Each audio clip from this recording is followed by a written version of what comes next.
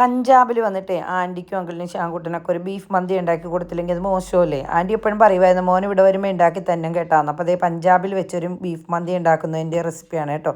കാൽക്കപ്പ് sunflower ഓയിലേക്ക് മുഴുവൻ മല്ലി, ചെറിയ ജീരകം, മുഴുവൻ കുരുമുളക്, പട്ട, ഗ്രാമ്പു, ഏലക്ക ഇത്രയും ഇട്ടിട്ട് ഒന്ന് വഴറ്റി കൊടുത്തിട്ടുണ്ട്.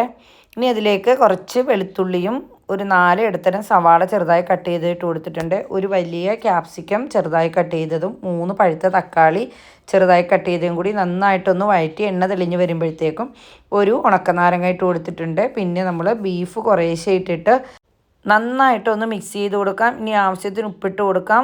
കുറച്ചധികം വെള്ളം ഒഴിച്ച് കൊടുക്കുന്നുണ്ട് കേട്ടോ. വെള്ളം കുറച്ച് കൂടുതൽ ഇരുന്നോട്ടെ, നമ്മൾ ഇതിൻ്റെ സ്റ്റോക്ക് കണ്ടിട്ടാണ് കേട്ടോ അരി വേവിക്കുന്നത്.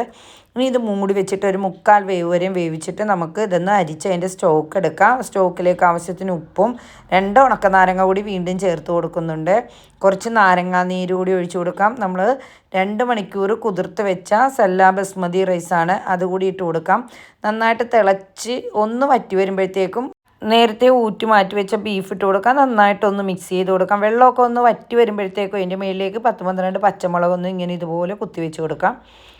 ഒരു ചാർക്കോൾ നമുക്ക് ഇതിലേക്ക് വെച്ച് കൊടുത്തിട്ട് കുറച്ച് നെയ്യിട്ട് പുകക്കാം.